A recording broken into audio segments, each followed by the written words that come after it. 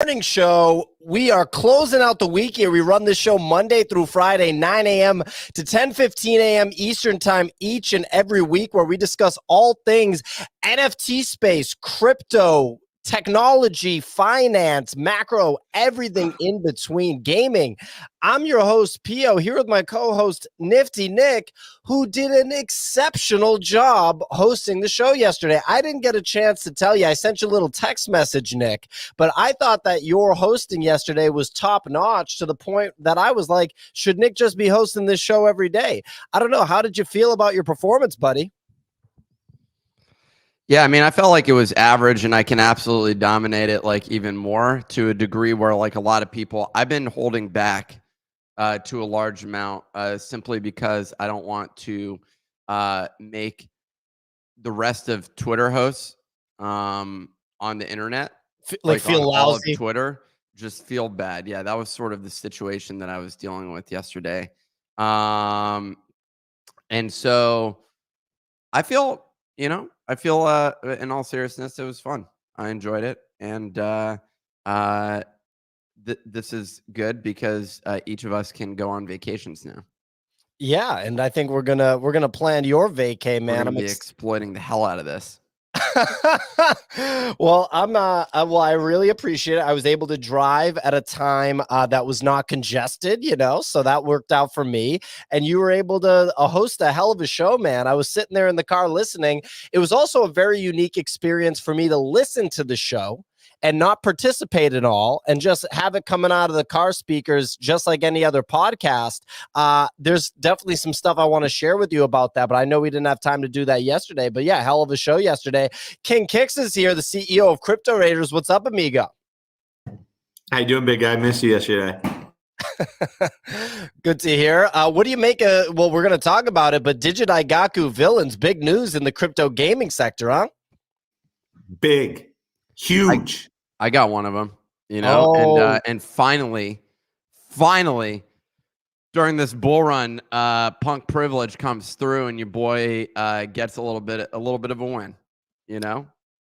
I mean, that's wild. Kix, you're over here popping out some AI generated bullshit for your project, and he's over here getting Super Bowl. No, I'm just kidding. He's getting Super Bowl ads for 7 million. How's that make you feel?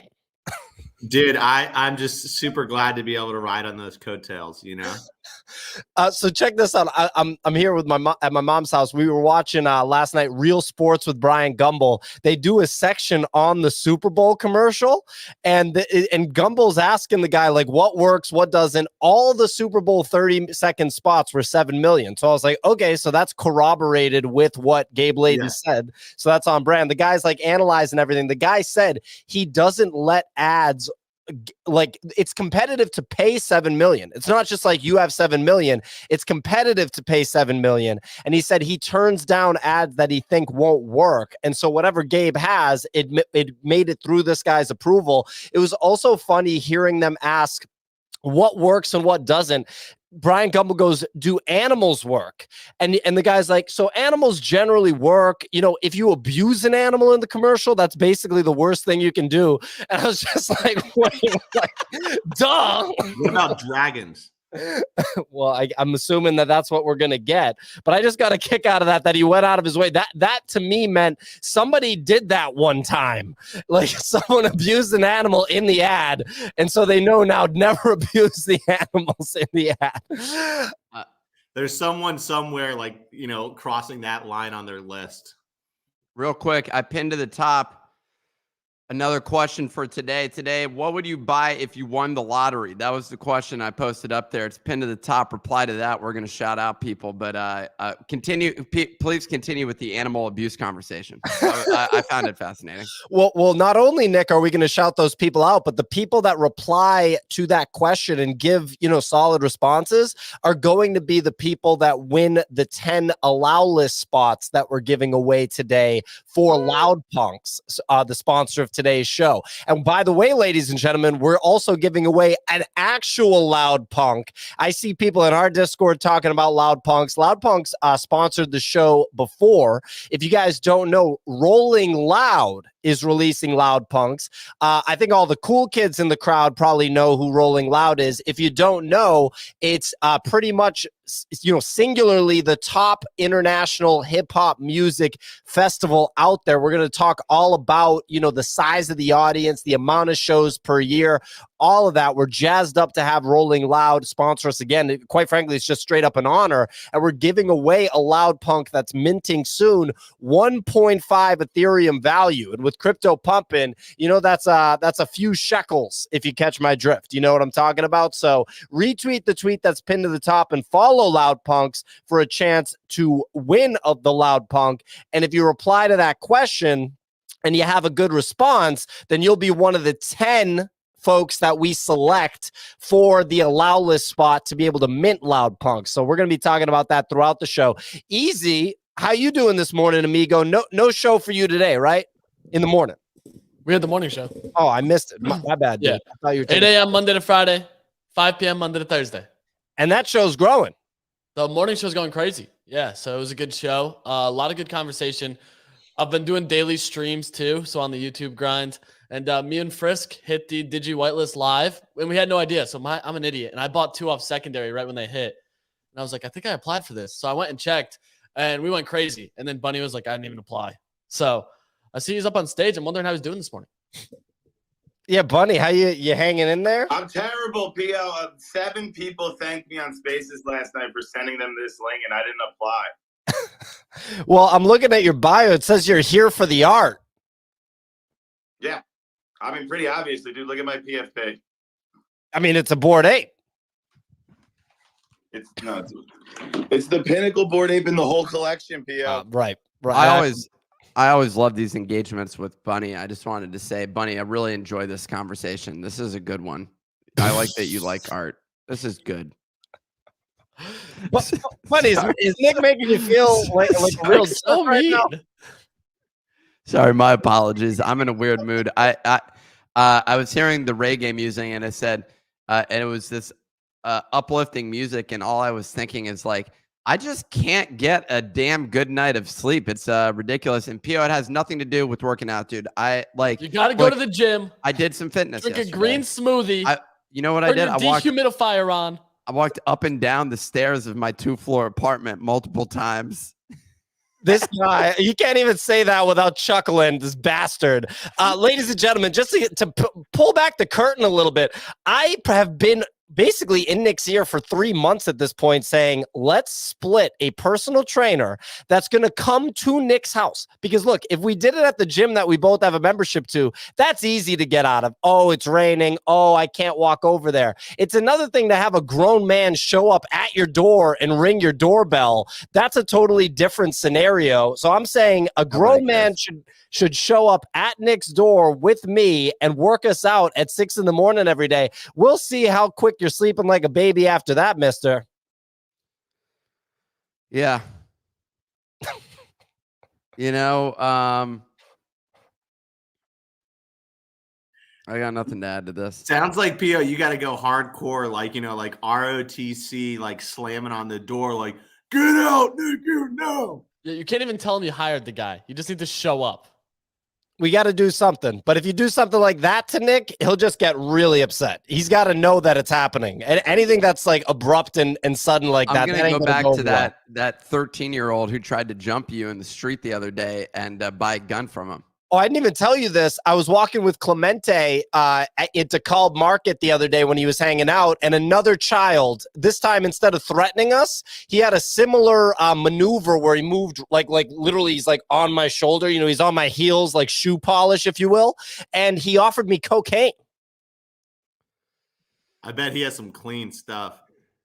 Where do you live? Farouk, I don't know if you've been clued into this, but basically New York City's it's going the way of California, it seems, and the lawless nature of it is now encouraging children to basically try to rob grown men because they understand that you're probably not going to physically assault them, and apparently there's no law that prevents them from doing it if they're 12 years old or younger. So we're raising an army of 12-year-old criminals. Where do I sign up? I'm going to get some brass knuckles, basically, and just start turning around and clocking these people right in the face. Okay. I can't wait to see that technique. Bunny has his hand raised. Bunny, what's going on? I was just curious if Nick wanted me to change my bio again. We could run it back and have the producers edit it out on the back end. No, we're good. We're good with that, man. We're good. Next, try a little harder next time. Nick, you are on one this morning. You come off the back of impressing the hell out of me by hosting the shit out of yesterday's show. Incredible job. And now you're just making everybody feel bad, and you got a sharp haircut. You're looking like a bully right now. Yeah, great haircut. Yeah, he does kind of look like a bully. Like I'm getting flat. Like he'd push me into my locker and he'd be like, "Stay in there, tough guy. You don't own any NFTs, you poor. Go home and tell your mom to buy some NFTs." hoodie too, If you swung back, he would let you know that his dad's a lawyer, and then you'll be hearing from him. Nick, you look like a late 1980s high school film bully heartthrob. The guy that's got, he's got the girlfriend everybody's looking at. He's stuffing kids into lockers. He's got the white T-shirt with the sleeves rolled up. That's what you're projecting right now, man.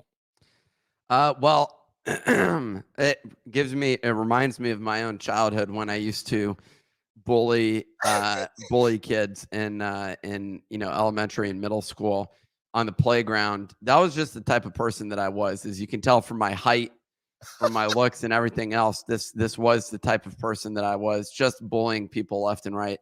A lot of people underestimate me when they see me in person, but or when they hear me on here, they think, "Oh, this guy sounds like a complete nerd," probably is what he was. But no, I was out there just bullying with the best of them and really just messing people up. In all honesty, I used to get in a lot of fights, and most of the fights were because the bullies thought they could come after me, but I don't back down. So if you come after me, you better be ready, because we're throwing some fisticuffs. You know what I'm saying? There's some fisticuffs coming out, and they're like I was saying, with the brass knuckles, against 13-year-olds. I'm just going back to middle school basically and reliving my middle school. You strike me more of a guy that gets in a fight, instead of throwing the first punch, you're like, "Stay right here, I'll be right back," and then you hop in a car and just run him over. My favorite part of Nick's whole thing there is the first thing he said is, "As you can tell by my height." Like, just going right to it. It's like, yeah, it's hard to believe a guy that's 5'9", 5'10" was just bullying everybody. It's usually the 6'3" guy. Just saying. Well, no one was 6'3" in elementary school, but also I definitely wasn't either. Anyways, in terms of what people would buy if they won the lottery, there's a number of people. It's pinned to the top. Give your response. Someone said 5,000 nifty portals in one steak. Well, there we go. That's from Sneaker Dad. And Sneaker Dad, right approach. I can't give you financial advice, but I'm just saying, like, it's not a bad move. At least I don't think it can be an awful move. So that's where I'm at. Hey, one thing I just noticed, when you look at the price of NFTs, there's now an up or down arrow next to the price when you go to projects in OpenSea. It also shows pending transactions now. So if there is, it gives you a little circle thingy that's moving. Yeah, so you know if there's some hype going on. That's it. That's a fascinating feature. I know a guy. That's a funny pun there. EYE Noah guy, and it's NOAH. I got it. I figured it out. Would first buy mom a house. That's nice. Very honorable. Very honorable. Next, an autoglyph, a hoodie punk, and trippy ape. After all that, I'd open a bear market victim shelter. That's a nonprofit I can get behind. For sure. We can bail out NFT traders. I think that's more important, who've made bad trades. That's more important, at least in my opinion, than helping the homeless or improving education. I think the first thing I do is bail out NFT traders. Well, if you don't have that safety net, those people will probably end up homeless and harassing you on the streets unless we have that NFT bear market safety net. Well, I want to hear what Farouk would do real quick.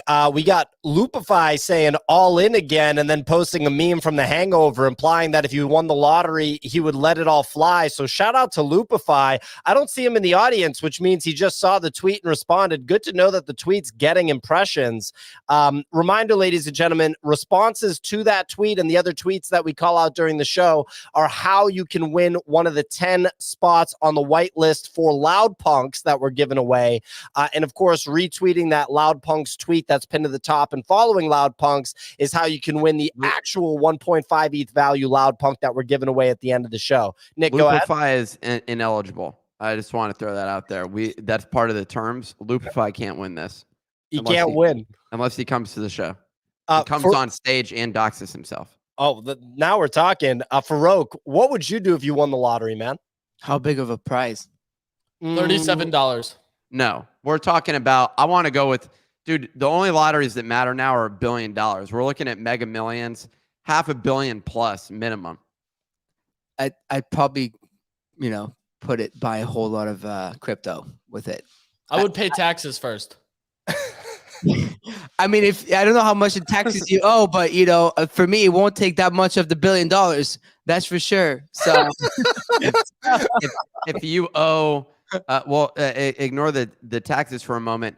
If you have $1 billion, what percentage of the crypto market can you buy? Probably a decent amount. I think like 50% of all crypto, right? Since crypto has a market cap of $1 billion already. So almost all of crypto. I think that math adds up. Yeah, it's good math, guys. All right, ladies and gentlemen, welcome to the show that does the best math when it comes to crypto market caps and hypothetical situations involving the lottery. So anyway, we got to take it away. King Kicks has the weather today. Signal is en route to an international destination doing important boss lady stuff. Oh, Nick, go ahead. Hold on one sec. Derpto Knight said they would obviously get a good lawyer and pay off debt and hire a good financial advisor to advise me on diversifying my portfolio for the long term. And last but not least, a Tesla. Where does lawyer fit in your priorities? Like, I'm just wondering about that one item, like in terms of a lawyer. I would buy a fake passport and vanish. Okay, that's a good one. Sorry, we can get to the weather report. I just thought that was an interesting thing that someone determined that they were going to get a lawyer right away. Like that to me seems like responsible. What is that? What type of lawyer? A criminal lawyer? Are you going to get out of that murder case? I mean, who's going to represent you, amigo? You need somebody. You need a professional, Nick. I know you, and I know that you'll do some questionable stuff. You need somebody keeping you in line. Fair enough. King Kicks, please take it away. Dun, dun, dun, dun, dun. King Kicks weather report on Nifty Portal Show. Hey, welcome everybody. That's not the name of the show, real quick. Hey, everybody. Today is Friday, the 27th, January 2023. OpenSea volume up at $17 million. Looking over at the leaders, we have Apes at 73, Mutants above 15, Punks 66.2, Azuki 14.1, Moonbird 7.9, Doodle 7, Pudgy's 5.8, Clone X at 5.4. Over the past 24 hours, Sewer Pass back in the #1 spot on OpenSea after Dookie Dash is back online with added options to bulk buy in-game power packs.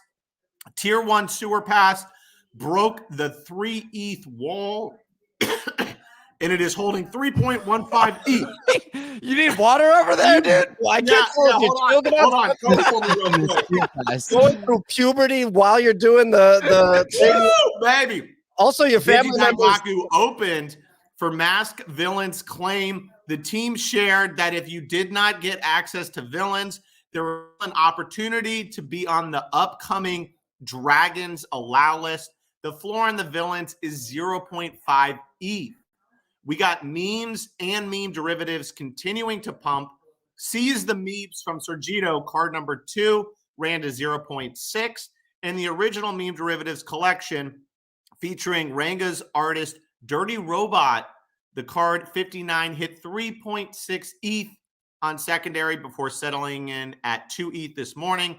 Lastly, Cool Cats announced that the mascot Blue Cat is traveling to a new dimension. The team hasn't revealed what that means yet, but they've all changed their PFPs to the outline of the Blue Cat, and they're running with the hashtag Where is Blue Cat? Cool Cat's holding a 2.4 ETH floor. The other project with a portal, a new dimension, is the little Pudgies. So maybe they're doing a little collab together. Quickly looking over at crypto, we got Bitcoin just below 23K. We got ETH at 1583, Sol 23.7, Ape 6.2. So a little bit of a pullback in crypto. Nothing too crazy. Back to you in the studio. Glad you were able to make it through that one. That was that seemed like it was pretty hard on you physically. I think there's like some dog hair in the air, and I kind of got caught in my throat there a little bit.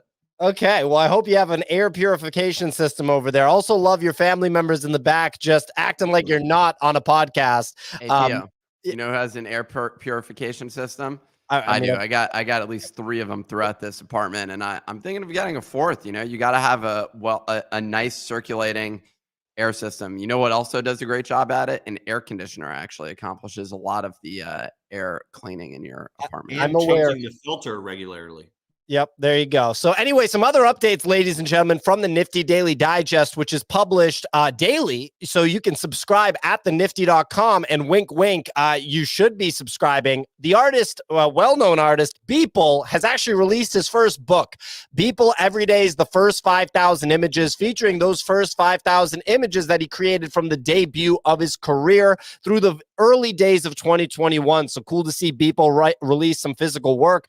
Amazon has announced that they're entering the NFT space this spring with a focus on blockchain-based gaming and related NFT applications. Somebody told me about this at the end of 2022, and they were like, yo, keep it on the low, like big news. Amazon's coming in. Nobody cares. Nobody cares. What? No one cares? I care. I think that's an interesting thing. I think what's more interesting is that they partnered with AVAX. I think that's why nobody cares.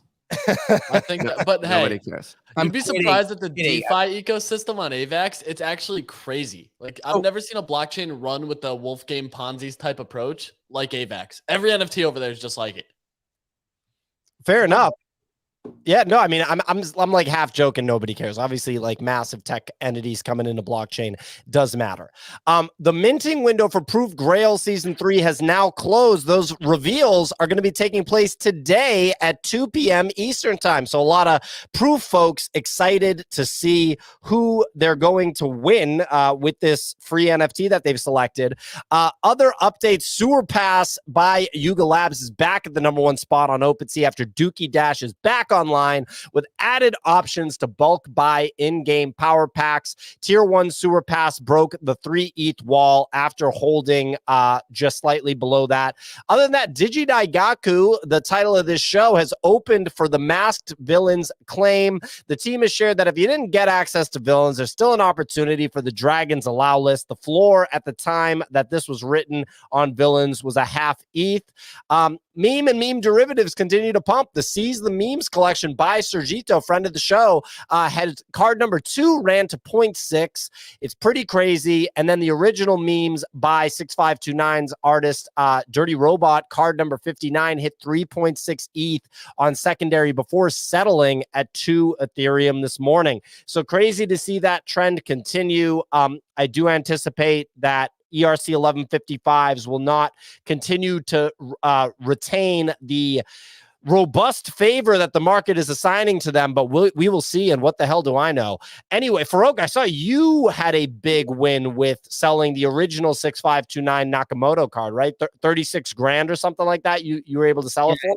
I think it was it was along those lines, 22.6529 ETH. And obviously it ran to like 30 ETH the day after, but we'll take our wins. Wow, yeah, I mean that is a crazy trade because I don't think he spent that much on it in the first place. 0.5 ETH, but 6 months ago, because I was buying them because it's 6529. I was like, I fuck with him, and then the art was cool because like I knew a bunch of the artists drop in, so I collect like 20 or 30 of them, and 6 months later, like it pops. So we do a little, profit taking where we can in 2023. Yeah, I mean you're really good at like just collecting and not worrying about, like, not panicking about it going down and stuff, and just buying stuff by good people. I wish I could do more of that. I wanted to talk. So here we are. It's the 27th. So we have this FOMC meeting the 31st. We just had a really good jobs report, which is bad when it comes to, the Fed being hawkish. Do we think that it's just going to be up only through March, or do you think they're going to surprise us, Nick, with a higher than usual rate hike? I can't wait to hear your response to this, and I'm sure you're going to be really excited to talk about it. Oh, man, I've been waiting on this conversation for a while here, Pio. Thanks for throwing over to me. Hey, as a resident macroeconomist, I have a lot of thoughts on this sort of situation that we have here. I've been researching this for years. I once took a macroeconomics course in university, actually. Oh. And then there was a separate, you wouldn't believe it, there's a separate microeconomics course. They broke it into two separate courses. So that's what we did back in my university days, which was long ago, as you're aware, because I'm 65. So when the interest rate announcement comes out shortly, I'm anticipating them to go with the expected interest rate. They're going to keep raising it, but 0.25 to 0.5%, something like that. We'll see a continued extension of that interest rate because the economy's been so damn hot. HAWT, which if you switch one of those letters, you end up with hawk. And I'm just thinking, yeah, that's where we're headed. I don't think it impacts anything. At this point, crypto continues to sort of just run. And that's what this show is about. It's actually about more so how those cryptos impact the NFTs. And right now, the technical structure in the space is still looking bullish. So I don't expect much of anything from the interest rate announcement. What they could signal would be interesting is if they have, I'm more interested in what they message about the future and their future expectation. By the way, Pio, real quick, just to note, when we bought into ETH, it was at a bottom and it went up. We're basically back at where we bought in there, buddy. So okay. We did round trip that through the system, but the technicals are still bullish. So I'm anticipating a nice boom here. Also, this is setting up. I don't know if for any of my technical traders out there, which it's not pertaining to the economic situation, but this is more of a technical analysis. It's looking at a nice little triangle here that's forming, which or a wedge, shall I call it? Which means we could get a serious blast off here to the north. And if we're looking at a big blast off to the north, as they say in technical trading, we could see this up at around 2,000 ETH. Is what I would be calling it as my target here. So I'm liking how this is looking at the moment. Unless something interferes to make this dumb, I may back up the Brinks truck, as Easy says, and put all the chips in. Well, I wanted to throw to Easy because Easy made a phenomenal trade dumping his meme cards, or no, excuse me, his MEB cards, right? And so that was a sensational trade. Bought in, I think you told me, for a half ETH, took out 7 Ethereum, and that's in a very short time frame with the MEB cards. How are you operating going into next week? Are you just staying really active? Are you in and out? Like, what's Easy's strategy here going into next week? Yeah, I mean, I definitely don't want to burn all the money that I've made. I bought some dumb stuff yesterday on stream. Streams tend to be where you do make the worst decisions because it's in there.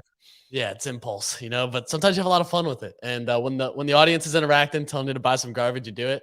So we burned a little bit of it, but I'm actually holding 2 of these super villains that I bought because it's a 7-day reveal. So I'm anticipating some form of supply squeeze on it. I'm hoping for it, especially with Gabe being somewhat quiet up until this launch. So I don't really mind trading Gabe these. was quiet. Well, he was. That was the thing. He didn't tweet for 48 hours. It was crazy. Like, that's quiet for Gabe. And then all of a sudden it was the same, like, retweet, follow, retweet again. And we saw these things kind of cruise.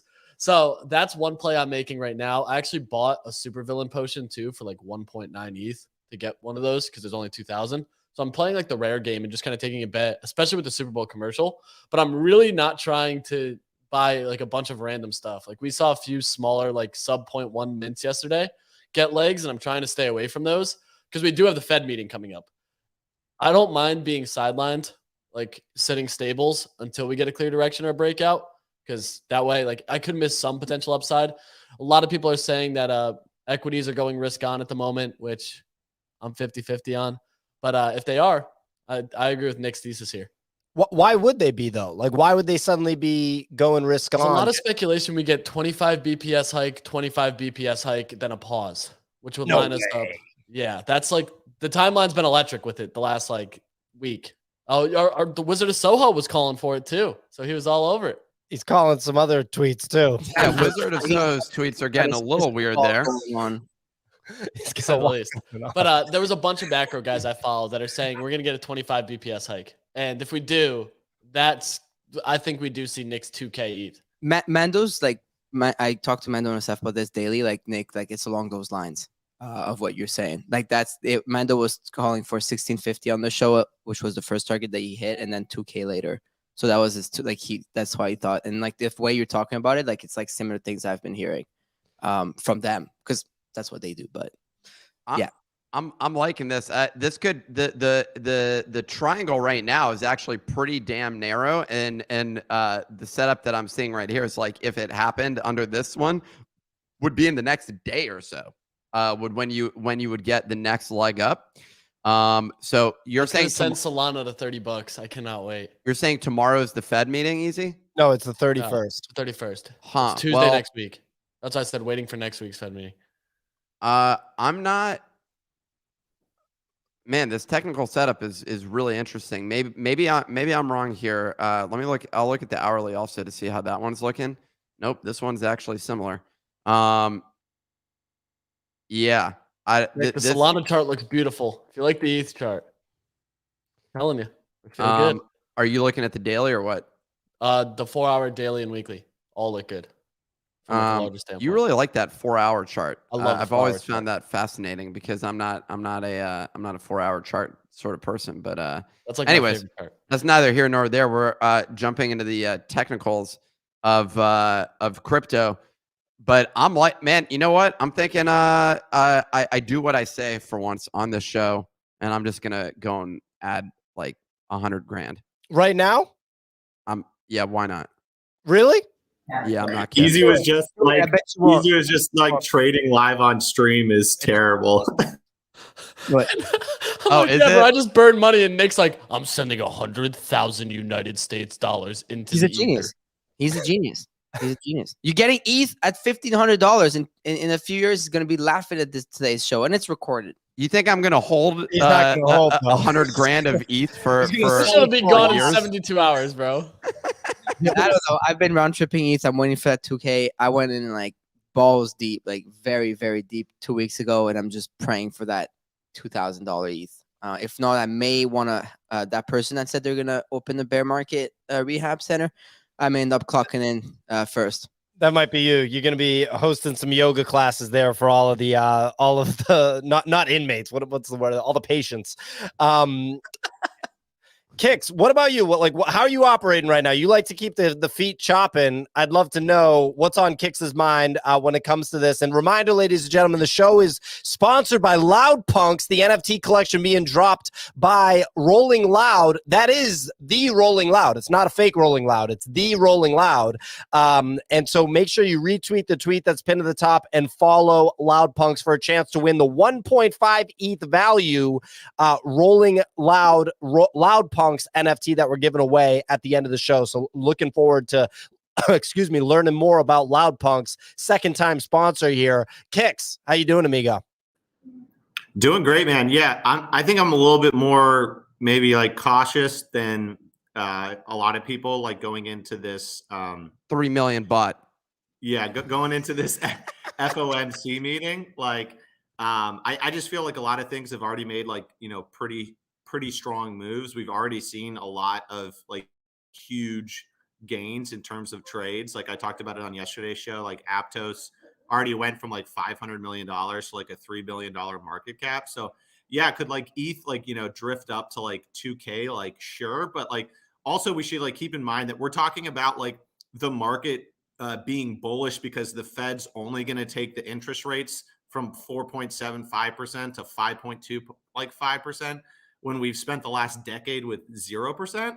So like I just think it's kind of funny that like the whole market is like, yeah, it's bullish, dude. They're only going to take it up another 25 bips. It's like, I think the effects of like a 5% interest rate on all money out there probably still has a little bit more of like trickle down effect. So I'm not like aping in crazy or doing anything like that. I sold my alts, but I'm still holding onto my ETH just because my average cost is like 1250. So, I'm down, like, Farouk said, in a couple of years, that probably looks like a good trade. But yeah, I'm a little bit more cautiously optimistic going into this. It just feels like pretty euphoric out there. Like everyone's just kind of like, oh, the Fed's only going to raise the interest just a little bit more. And yeah, Intel just had a disaster of an earnings report, but that's okay. Like, we're still going to go to the moon. I just feel like, once again, I got trapped last time this happened in July and August. Everybody was like, oh, the bottom's in, we're turning around. And I put a bunch of, I had already made some trades, and then I added to the trades and basically like wiped out all of my gains back then. So yeah, I'm a little bit more cautious. Yeah, I like it. The other thing is that, I mean, at the end of the day, like, we have to see pullbacks and things like real estate and stuff. And I just don't think that we've seen it, at that level. It'll be interesting to see if it's not a 25 basis point rate hike, like if it is actually higher. I'm fascinated by the fact that you're holding ETH at all. That's pretty new, I think, for me, to hear that from you. One thing I am sure of is there ain't no way that these high supply ERC 1155 art mints are going to continue to work, because kicks, all they are is nifty gateway bubble all over again, only instead of an ERC 721, it's at 1155. And like, we did a full stream yesterday talking about how many there were. There's an entire site that just shows you all the ongoing ones. There's like 100 at any given time of open editions. Yeah. And at the end of the day, I think we just have to realize that like most people that are traders or flippers in the NFT space, like they're trading volume, you know what I mean? And they're like trading attention. They're not even really trading the NFTs. So yeah, like I'd say the meta right now is this open edition stuff. If the meta goes away and the money's no longer there, then it can definitely unwind pretty quickly. I also think there's a little bit of stickiness to it. I read a good point where someone basically said like, oh yeah, we're aping into like open edition art. What's the alternative? That we'd all be buying like pump and dump NFT Ponzi's that are created from like, the same group of programmers operating out of a cafe. You know what I mean? Like, great. Right. Yeah. They're laying out like what if anything, like this is probably better than the alternative where our money's just going to this like shadow group that's just flowing around. Like when you think about artists, like a lot of the artists that are doing open editions, they spend the money back in the eco.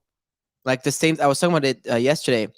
This reminds me of early 2021, before the PFP craze was mostly art centers craze, and you used to cover it, right? PO used to make videos about all this stuff, and like, but look at how much these artists have recycled like ETH into the ecosystem. It seems like it's just like, it's good, I guess, when you have an economy, right? In a way, like it's just like to have like everything flowing. I don't know. I think if we actually do, that is great for Oak. And I know, like, I think right off the top, like, right, fuck Render, he's been known to just ape projects really hard. So that's a guy that for sure will like deploy capital into the space.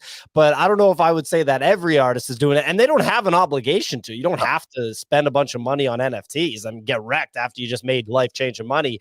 But yeah, I mean, like, me and Kix just went through this with the Nifty Gateway bubble. Like, reminder, ladies and gentlemen, people that weren't around in early 2021 might not know, we really went through this. I mean, Elon Musk's ex-wife or ex-partner Grimes put out open editions on Nifty Gateway that were $6,000 each. So you just, as many that could get minted, just give me as much money as possible. And they literally trade for like $80 now. You know what I mean? So it's like, we've already gone through this, and those are ERC 721s.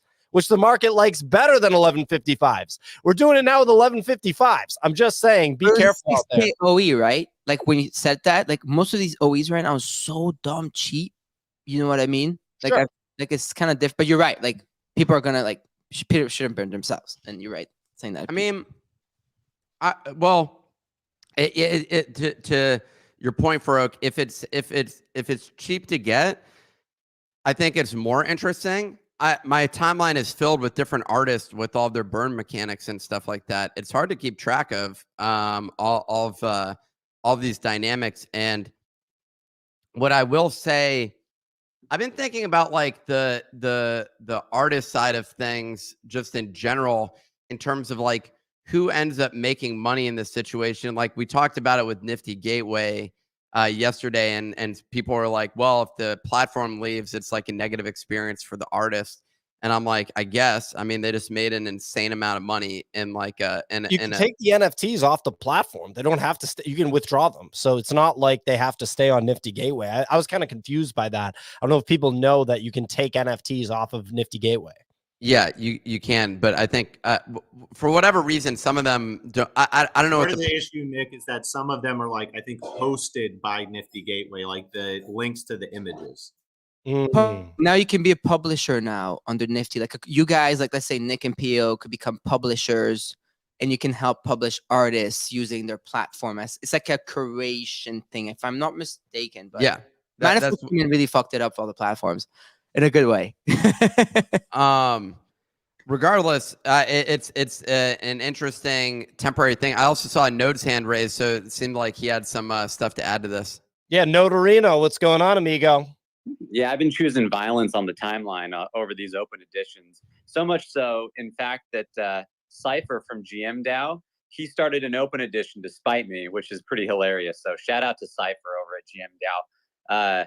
I basically have just been saying, like, I don't like him as a collector, and that's okay, right? Everyone's like, hey, this is all about supporting artists. And I'm like, that's fine. But maybe people are going to hate me for saying this, but artists are not inherently better than anybody else. And I'm here to buy art and not just support artists. Like maybe some artists are good. I happen to know some artists that are terrible people. So I'm like, look, buy it if you like it. And everyone's like, hey, we're here supporting the artist. And to me, it almost feels like there's this like really strong rhetoric of like, you know, we really should be supporting these artists. You know, they're really good people. And, you know, hey, I love art. That's my main asset in my portfolio. But don't try and guilt me into buying it. You know what I mean? Let me just buy what I want and leave me in peace. Oh, that's the wrong one. Oh, this is not my actual roadcaster. It was supposed to say, damn, son, where'd you find this? Wow, Node. Classic. Extra spicy today, Node. Goodness gracious. So you just in case people didn't fully catch that, you just said fuck artists and get the fuck out of your face. Am I right, Node? Yeah, you know me, swearing every day, all day. That's definitely how I roll. I love artists more than anybody on the stage. I don't know, maybe Farouk. Farouk probably has definitely bought more art than I have. But I'm a huge fan. I don't like the mechanic, and that's okay. Like, I really appreciate the experiment. I appreciate people that are doing them. But you cannot sit there and tell me that all these artists are just trying to be creative and help the world by doing open editions now. No, they're making buco bucks right now with the open editions, and I'm happy for them. But no, Here was another thought to throw in there. I was looking at the memes collection, and I was thinking about this. How many artists actually benefit from that project, basically? Like, because Grant Yun is the one who is one of the NFTs which fared well, and there was one other artist who I had not heard of before, who I want to buy but now can't buy because everyone was like, damn, that art is dope, and they want it. So one person was like surfaced through it. The rest of it feels like it wasn't like actually having the impact that one would want. By the way, I just want to throw out, ever since I called this a technical pattern, ETH just absolutely on a tear ever since I bought it. So you're welcome, everybody. But everyone, Nick is up 0.08%. He's looking for his first exit level here. For the coffee in New York. Exactly. Yeah, you can almost get a coffee. Yeah.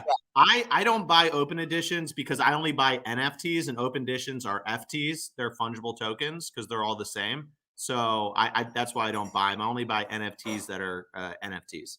Whoa, another damn, son. Where'd you find this moment that I can't properly do?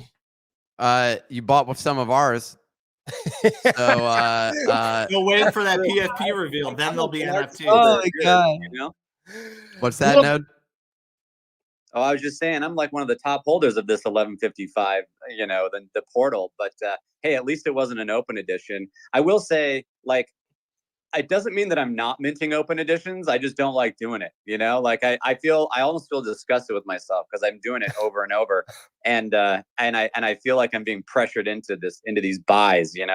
Well, note a couple things. Number one, I've got a snapshot tool now that our dev created for us, and I've been looking at who the biggest holders are. And hey, look, you're by no means a guppy, but I don't know if I'd call you like one of the bigger whales. Like you're a bit of a dolphin right now, buddy. He's acting like he's DC investor out here, just throwing stuff. He's a DC investor disciple, and so I think he learned some of the bravado from DC investor that he's now watching and just acting as if. Yeah, like no. DC is not a show off. He's a man of humility. He's a man of grace. Okay. He is a And he's got the knee pads on and He was everything. on Rec Radio yesterday. Did a phenomenal He job, was. by the way. Yeah. Did you like it? Damn, that's a good guest. Your stoic leader himself. I like Farouk's comment here. The knee pad. No, he's got knee pads with like the whole like hoodie punk and stuff on it and everything. Like he's got them like custom tailored. DC investor branded knee pads. Farouk letting it fly. Love it. Hey, but he's like a legend. Like honestly, like anyone like should aspire to have his collection. It's lit. Absolutely. But yeah, note, obviously appreciate you holding a bunch of our NFT and you'll love what's coming next.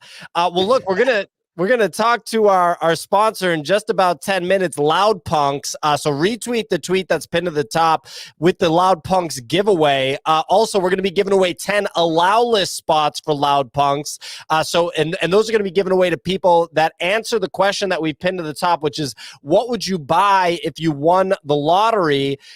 Nick, I see you responded to a guy who just tried to pump a random ass shitcoin. Dude, it knows a stock. And he was talking about dividends, the annual yield, but I didn't realize this exists. Apparently, there's ETFs that represent positions and options that are like expiring in a short period of time, which is absolutely ludicrous to me. So this one has an option that expires in April. So I don't understand how an annual dividend yield is like relevant at all. Like that just doesn't make any sense because this ETF is going to disappear in April. Here's the deal. The other thing with that, where he was pumping this, every ETF that I've ever bought and held, I've lost money on. Every single one. There's not a single one. Kicks, is there one that you've ever bought that actually has made you money? Give me one. Driv. Yeah, dude, Global X EV ETF. I got in heavy at like 11, 12 bucks, pumped all the way up to 27. I'm still a hardcore holder. I love my Driv? Global X ETFs. DRIV. Okay. literally like ETFs power like a big percentage of the market. Like you're making ETFs sound like there's some like No, you don't buy the S&P. That's boring. Yeah, you get a little crazy you can with buy it. like an ETF that represents like oil companies. Lithium battery you can buy an ETF. ETF that Come on now. represents grocery stores. You know what I mean? What kind of ETFs were you trading? I was trading gold, man, and that was a bad one. come on, dude, and that's a your age 3x is leverage.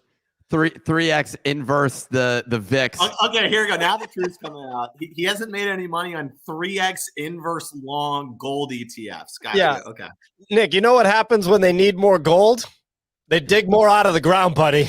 It's a scam. Okay. That's why You know Bitcoin what matters. they can't do that with Bitcoin. I know that was what. Yeah, we got it. Bitcoin. We got it. This was a setup for PO to really talk about Bitcoin. We got it. Anyway, we got King Kel Dot responding. He said he'd definitely purchase a house for himself and his mom. Very honorable decision. Then he said he'd make some business decisions that will result in passive income. This is a guy that I want to be surrounded by. We got Rocky. Absolutely love this guy. He said, I would buy a house in Miami, Long Beach, New York, and Venice Beach. So he likes beaches. Miami and Venice, those are some pretty good spots. Long Beach, come on, Rocky. You can do better than that. No, I'm just kidding. Then he said, then purchase 1,000 Nifty Portal NFTs. Love to hear that, amigo. CB3 said he'd pay off all his debt and then take the Nifty team on vacation to get completely wasted in Mexico. Well, that sounds fun. Nick, would you allow CB3 to feed you tequila shots and all that and get you totally hammered? I'm asking. No. Come on. Would you trust me to take you to vacation on unlimited tequila? You're like, would you let this person rub you down with lotion and then sleep with you? No, I'm not doing that. Whoa. I did. Okay, maybe Farouk.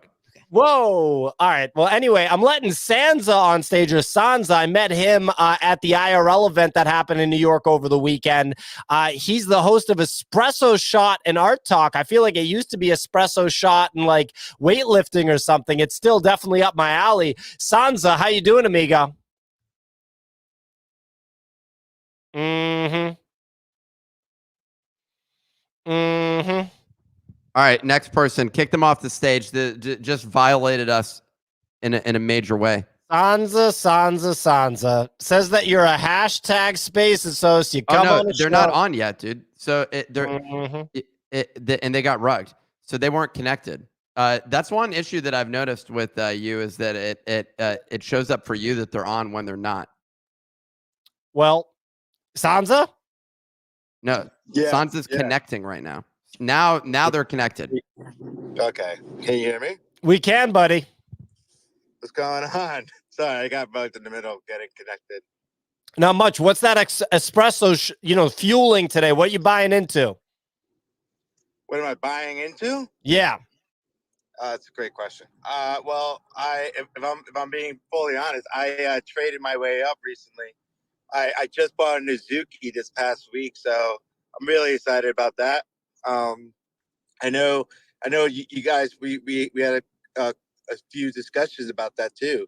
With so honestly, I used all my trading money, so now I'm trading my way back up to get more trading money to then flip my way up to something else. So right now, I'm pretty much all in on Azuki and beans. Okay, well, I got a question. Here we go. So Azuki, what's the floor on an Azuki right now? 14.1. I think last time. Okay, 14. So you could buy one Azuki for 14 ETH, or you could buy 28 Digidaigaku mass villains. Easy. Which one you buying? Oh well, you see, Digdaigaku. Next Your question. name- about that. Yo, Sansa, your name is not easy, buddy. I'll throw back to you in a Digidaigaku. second. Digdaigaku. Next question. Wow. And My bad. what about you, Kicks? That's a tough one, dude. I like the Azuki. Digidaigaku. You know what I would do? I would buy the Azuki and I would take it over to Bendao, leverage that, then go sweep this floor of the villain. And then maybe so I'd either get liquidated or make it 3x. and then put all that cash in a 3x inverse VIX ETF. Basically, that's what I would actually do with that. Nothing like round tripping it all in 3 moves. Just like ETH round trip, since I was just talking about it. Your You didn't get 0.8% out for gain your is already coffee back. money? I didn't get out fast enough with that one. It's a complete disaster of a trade. Did you really put in 100 grand? No, I put in 20. I started buying 10 at a time, so I added 20,000 in my position. I'm in for like, I don't know. I got like I'm nearing like 100 grand in ETH anyways, which feels like probably got enough exposure here. So It's a good amount, especially in a time where people don't know what the next thing's going to happen in the macro. And there's a lot of stuff going on. Real quick, some audience members. So Slat said Azuki, TripX said Azuki. You're seeing a lot of like Azuki support here. Low Swayze said, if you heard Gabe Layden speak in Spaces last night, Digi is definitely the play. I don't know, man. I got to think that Digi would be the play. But then again, who says that a half ETH is a good entry point? I don't know. Easy. What like It's you risk said, reward, Digi. baby. That's what we're looking at here. What's Azuki would have to go up to 34 ETH to get a 2x. Digi just needs to go up to 1. You know what I mean? And 28, right now, 2080. Well, easy. oh, it's 14. Can you explain Okay, what the villains are in the ecosystem compared to the other NFTs? So you have heroes and villains, one on each side.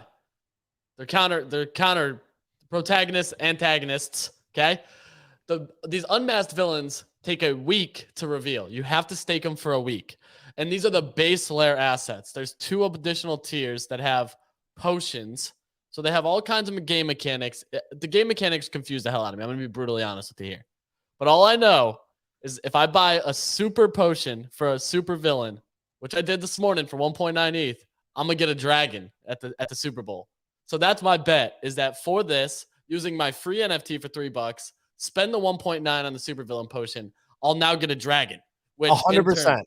Wait, sorry, there's say a that. fun part that's included for Genesis holders, heroes, and supervillains. So we don't know if it's guaranteed dragon, but it's going to be something unique for that why mint. do you, for just why these do you three want a candidates. dragon other than dragons being badass? Exactly. You see what it? See? I Exactly. would sold me. Wait, Thank- sorry. So I have to go and buy something also? No, you can Yeah, get go a get a base potion. level. Nick, you can get a base level villain right now. That's the thing. Like, if you reveal it, it's just a floor, what they call like little brother villain, whatever it is. There's a middle potion for a villain, and then a super villain is the highest one. But And when are you say these- middle potion, is that something I got to drink? You can stake it with the thing. Yeah. I don't understand. So, yeah, I can stake it with the thing. What type of instructions is that? Like, like what? So okay, let me break this down to I just got an five. NFT and I'm staking it right now. Okay, so you're gonna get a floor revealed villain. Okay. There's two other tiers: a mid rare and a super rare. Okay. You can buy a super potion for the super rare or a regular potion for the mid rare, and you stake one of the potions with So the I villain. do have to buy something. I have to buy a potion. Yes, if you want a rarer asset, yes. Is that available right now on OpenSea? Yes, you search Digidaigaku villain potion for the mid rare, Okay. Digidaigaku super villain potion for the super rare. So I should go buy that super potion? I did this morning. Blur, they're cheaper. They're like 1.8, 1.9 on Blur. And my villain is going to drink that potion, get high AF, and then have an out of body experience that converts them into a super villain with like murderous rage or something like that. Yes, but if you have your villain staked right now, you have to unstake it and restake it with the super potion because you didn't do it the first time. Well, it's been staking for an hour, so I don't think that's like you're wasting time, bro. Okay, what do you think gets to 1E first? The super villains or Donald Trump cards? Ooh. Well, the super villains definitively will, because all it takes is one Trump tweet though, and those things are going to 1 ETH. But hold on, the potion is costing me something. You're saying that it's costing me 1.8 ETH. So if it's going to manifest, I actually hope that the combined total of this is worth more than 2 ETH. Well, Nick, have you ever heard the Steve Jobs quote? Like, scared money don't make money. I think he has heard that. Funny that you brought up Trump. We have an audience member here. Gentleman is named Crypto Elf of Rivendell. Interesting name. He's saying all you need to do is hold Renga and Trump. It's an interesting combo. A lot of people don't know that Dirty Robot is actually a big-time Trump supporter, so that makes a lot of sense. Just kidding, Dirty Robot. Anyway, it's always interesting to see when people are interested in an NFT like a Trump NFT. Look, we're going to dive into our sponsor in just a second. Gentlemen, Easy, Nick, Kix, Node, Bunny, anybody, Sansa, any closing thoughts here on Digdaigaku, anything in the market, crypto trades, anything at all? The market's alive. It's electric right now. I'm headed to Chicago in like an hour or two. That's awesome, man. Good for you. I'm thinking I'm holding on to my 2 sewer passes. You know, I want to trim one of those in the next week or so, get a little gains off of that. Stay nimble. I'm waiting for my next big trade. It's going to come to me. Otherwise, just sitting comfy in the crypto trade. Maybe I'll get a villain, try to ride that up to 1 ETH with Easy. You know, I like to ride with that guy. I'll sit in the back seat. I'll play DJ. I feel like we're just me on the macro level. I feel like we're on a crossroads, right? And it's like a 50-50. You can act like you're super fucking smart and you know which direction it's going. You don't. You know, there's people that make billions of dollars a year because like they have like 100 like data analysts, you know, quants working with them that can have a better idea than you. So for me, I'm just not trying to like really size in any more than I am right now until we see what happens. Because here's the thing. People act like if you miss like the beginning of a bull run that like all the money's been made.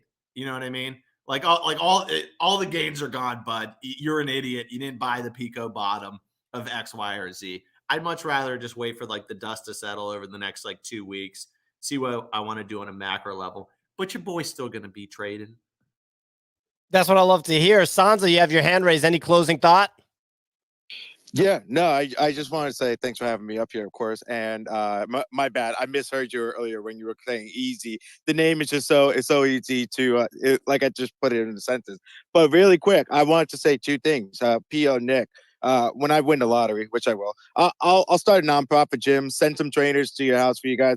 Yeah, it's on me. Don't worry about it. Nick, I'm sorry, but I'm probably not going to tell you that the trainer's coming. So you're going to get pissed off a little bit, but that's okay. It happens. But I also wanted to comment on the open edition art a little bit, but more so in that I think in the short term it'll help artists secondary volume. But like Nose said, a lot of different artists want to do it, and he made a lot of like really great points there. So I'm not even going to try to take away from that. It's just more of that to add on to that. I think that too many artists want to do the same thing that one artist was really successful in doing. Terrell Jones there, and he kind of set the tone a little bit for why a lot of artists want to jump into this open edition and burning and all that stuff. So it's interesting to see. It'll be more interesting to see in the next few months how that plays out for them. So I'm interested in seeing that. I'm really excited to see that as well. Well, it's your lucky day because I have the answer. A lot of the stuff is going to go less than 50% off of all-time highs. That's what's going to happen. That's how it's going to play out, is a 50% plus drawdown off of all-time highs in over 75% of those collections. Just letting everybody know. Just throwing it out there. Anyway, ladies and gentlemen, look, today's show is sponsored by Loud Punks, which is the lifetime VIP pass to every Rolling Loud festival. A lot of y'all probably are international. A lot of y'all might not be the biggest hip hop fans in the world.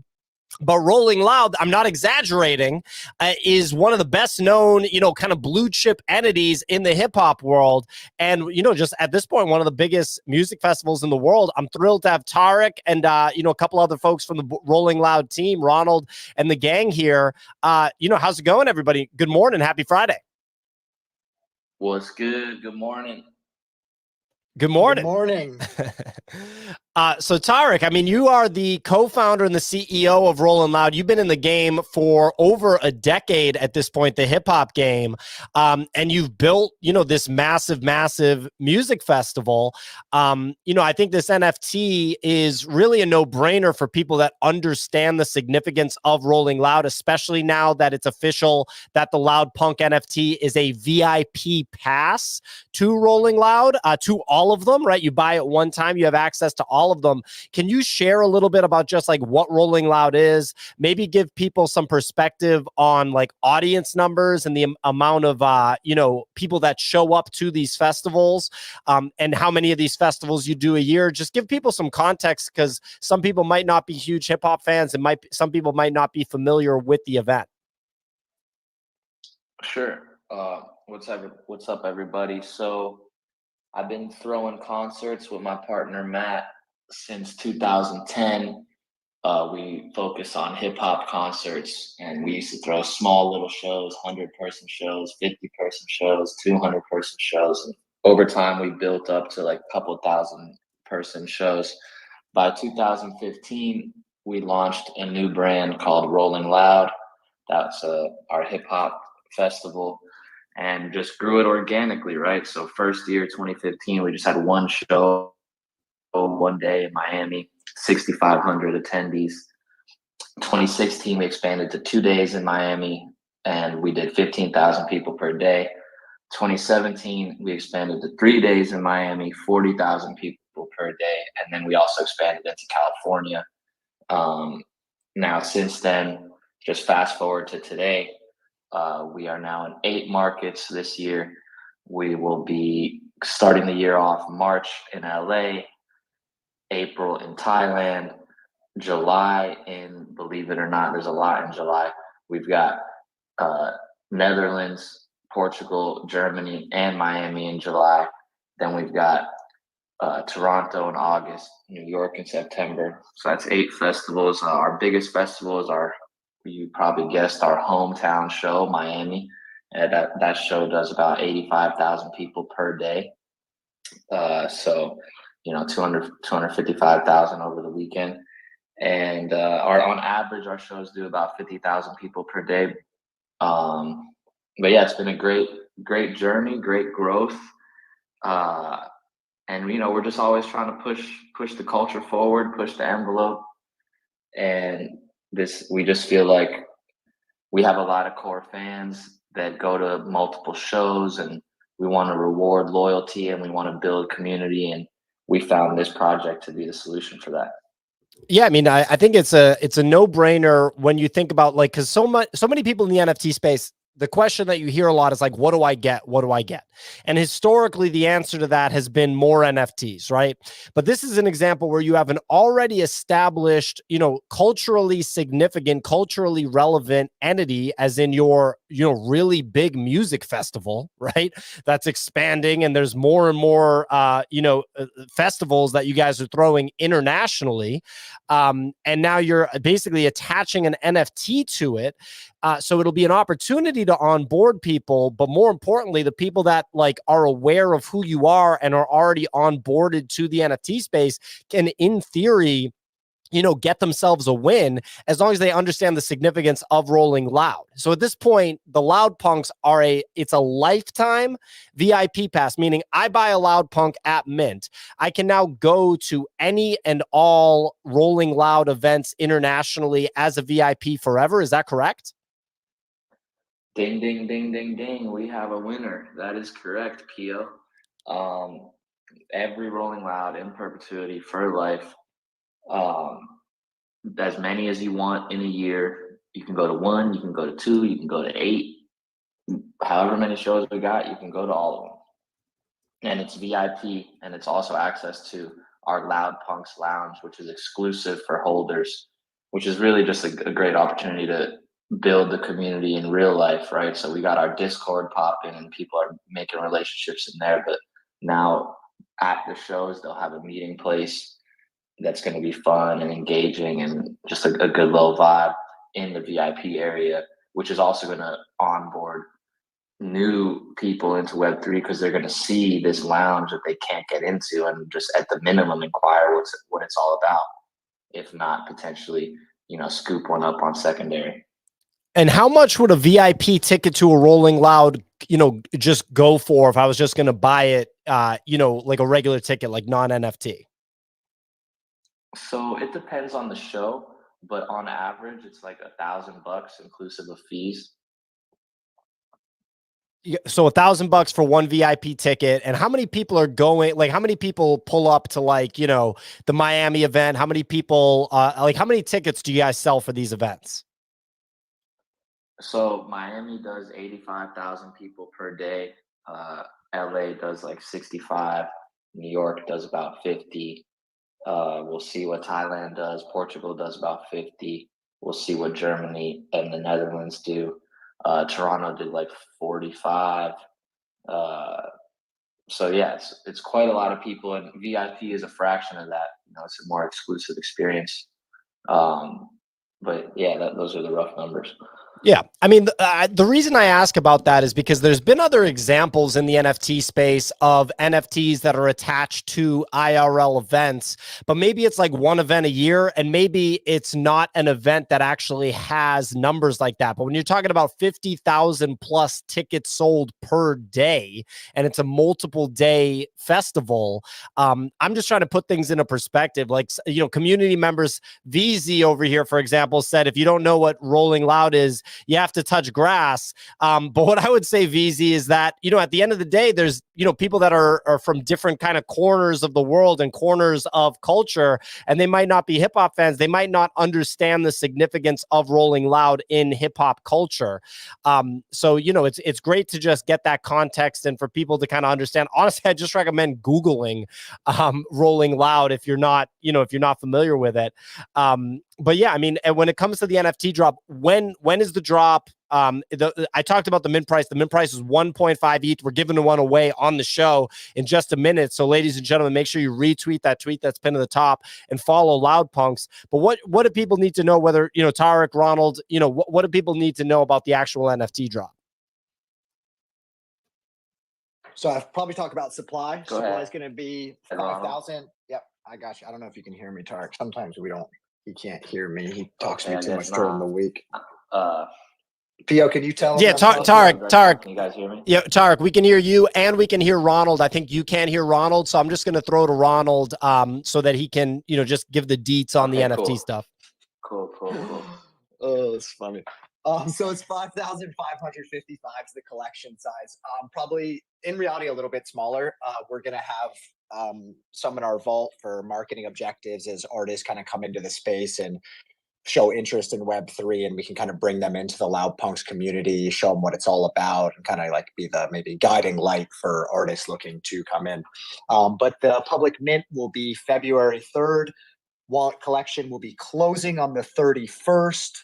I think that's all the major details. Well, there we go. That's what I'm talking about. And love to hear that the supply isn't like, over the top. And again, ladies and gentlemen, whether or not you're going to go to a hip hop festival, you got to think that something that's a VIP ticket to a hip hop festival that's already very significant in the game with tens of thousands of participants per day, tens of thousands of tickets sold for every individual day.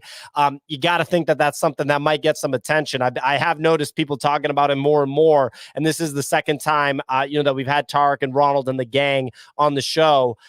Nick, did you have any questions for the gang? I'm going to start getting the giveaway winner ready. Well, I mean, I see a number of people in the in our audience that are pretty excited about this project. I shouldn't say that like that's a unique thing, but it actually is. Like in terms of people who are pumped about this project. So it sounds like what you all are delivering not only delivers great value, but also something that you've built up this large audience. I remember. So a couple months back, you actually came on. What was that? Was that a different product at that point in time? No, it's the same one. So you guys were leading up to this particular thing, and I'm wondering, like, how? Well, actually, maybe you answered this, but like the total supply of which this is limited. 5555. 5555. How many? And you get unlimited VIP passes, which is just seems like pretty ludicrous. I don't know. I kind of like want to just buy one of these, to be completely honest. That's what a lot of people are feeling like they kind of want to, Nick. A whale that you and me know very well has expressed some significant interest as well. We're not going to name names or anything, but anyway, ladies and gentlemen, I have drawn the winner, or the winner, assuming that they come to the stage or are able to come to the stage at Brenneman or Brennemenon. So it's WTF Bren OMG. So I've invited you to the stage, WTF Bren OMG. And it looks like he's repping a Liberty Square PFP. Shout out to the Liberty Square squad over there. But WTF BREN OMG. I've invited you to the stage. If you're rugged, you got to send me a DM now. Ladies, everyone else, don't send me DMs because I'm not going to just pick you as a winner as a result. People always try to cheat. I just DM'd you. WTF Bren OMG, welcome to the show. Congratulations. How you doing? Hey, good. Thanks for having me. Yeah, my pleasure. Excited. Yeah. Well, excited to win the Loud Punk. Yeah. You got a Loud Punk. Are you a hip hop fan? If Snoop Dogg's gonna be there, Dr. Dre. I mean, I'm there. Let's go. Tarek, is Snoop or Dre gonna be there? He's not on a lineup right now, but we definitely are in negotiations with him to do some shows in the future. Oh man, talking about the negotiations openly, Tarek, is that a good idea? Is the price gonna go up? This is a His price lifetime is high cap. enough Anything already, can trust happen. me. Well, awesome. Well, hey, look. Yeah, I also want to point out that, if you don't mind, of course, I just want to point out that not only are we going to be doing the 8 festivals throughout the year, but we're also going to be throwing Loud Punks exclusive events around other marquee events, whether they're like NFT conferences or big sporting events or big music, other type music events. So just other opportunities to meet up IRL, and those will be even more exclusive because yes, to your point, PO, like we have this massive festival with tens and tens and hundreds across the world, hundreds of thousands of people. But it's also nice to have a more exclusive offering. So we'll have some smaller events exclusive for holders. And I think you'd be surprised how much hip hop transcends culture, man. Like, I think a lot of people in the NFT space are hip hop fans, and just in the world, hip hop drives culture everywhere you look, from the lingo and just the slang people use. If you think back to throughout your life, all the different types of words you've used in your life, a lot of them come from rap, style, fashion, et cetera, et cetera. So we're all influenced by hip hop in some type of way, even if we're not a core fan. And the intersection of all of to be into NFTs, early adopter if you're into them now, because it's early still in NFTs and Web3 and crypto in general. And that's actually one of the biggest traits of our fans, of Rolling Loud fans, like the core Rolling Loud fans that are super up on the small artists on the bottom of our flyer, and they know every word to artist music that you guys haven't even heard of yet. These are early adopters. So we're doing the work, bringing these early adopters of music that some of them are already into Web3, because guess what? Like I said, they're early adopters, but some of them are not yet in Web3, but because they have that character trait of being an early adopter, and now they're presented with this new opportunity, they're going to do it. So we're bringing a lot of new people into Web3, which is strong. And we're also just catering to the current Web3 fans. So we're And sorry, you were breaking up a little bit, Tarek, but no, I couldn't agree more. And look, you don't have to tell me, about like the significance of hip hop for sure. I just know that at the end of the day, Web3 can be all encompassing. It's definitely, obviously penetrated like the culture in general, just like hip hop has. Look, last question, Tarek, for the closeout song, who, you've been booking hip hop artists for over a decade now, biggest names in the business. I think obviously a lot of people know that Drake's a big draw, and, Kendrick Lamar, but who do you right now, this second, if you're booking people, who is the biggest draw? Who's the hottest artist that everybody wants to book?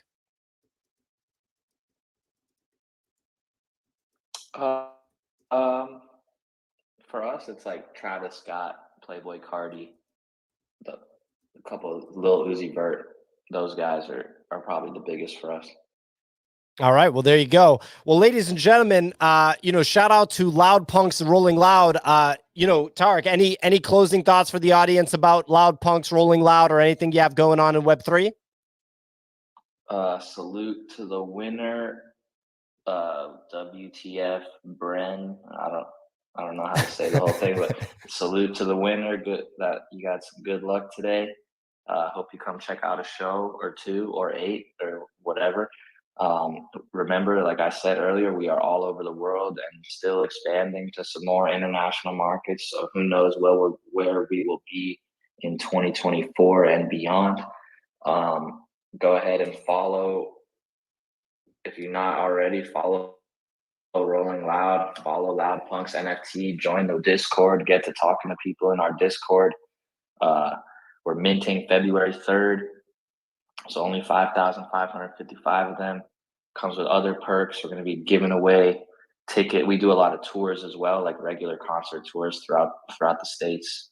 So we're going to be giving away tickets to those as well, exclusively to holders. The exclusive merch for holders. The artwork is sick. It's not some random character. Loud Punks is a character that's endemic to Rolling Loud. That my partner Matt Zingler created the character like in 2017 or 2018. Loud Punks is genderless, raceless, with no sexual orientation. Anybody can embrace this character, and it's really just a representation of a Rolling Loud fan, a hip hop fan, a rebellious character, an early adopter, and the artwork is sick.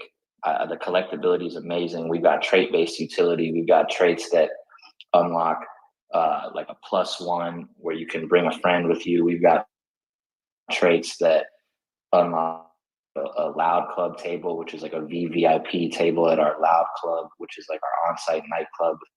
In view of the main stage, that's like a $20,000 per day value. There's a lot of trades we're doing, and again, I just want to hammer home the artwork is sick, and it's not some random character. It's if you've been to Rolling Loud, we've got Loud Punk's 50-foot tall inflatables all over the festival. We've had Loud Punk stages, so this is a real thing we're doing here, and our team here is really into Web3. We're not some poachers. We've been doing this. We've been seeing crypto. We've been buying NFTs for years.